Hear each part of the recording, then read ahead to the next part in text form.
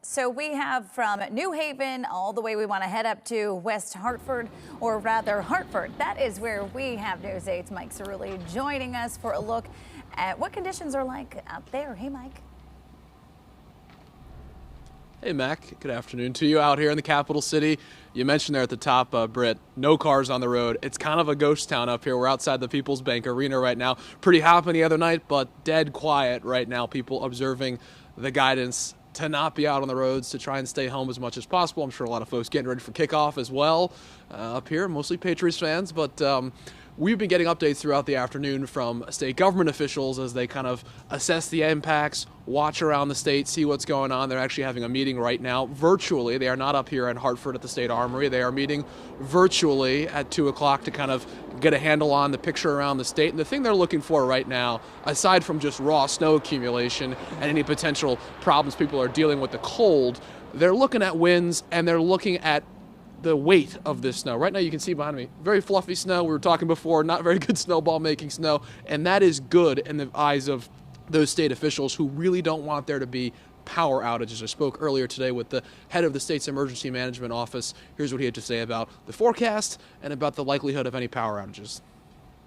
Of course, would have maybe a concern if there were more ice accretions, or maybe there is a changeover or the winds do pick up.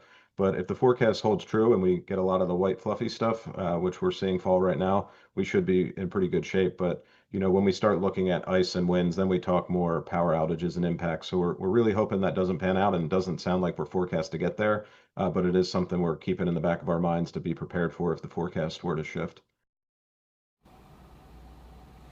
So we expect an update from state officials, including the governor, later on today. We'll, of course, bring that to you when it happens. We're also going to speak with the mayor about ticketing, about parking enforcement. You can see people mostly abiding by the parking ban here in Hartford. We are the only car parked out here right now. And of note, Mac and Britt, I am actually fully outside now underneath the snow. No more overhang for me. We'll send it back to you guys. We're live in Hartford right now. Thanks so much, Mike. You've been talking all about the snow. When we last checked in with you, you didn't have mitts on. I see you put those on. Can you give us a sense of how it's feeling out there in terms of temperature? Or gloves, rather. Gloves. You're not a mittens type of guy.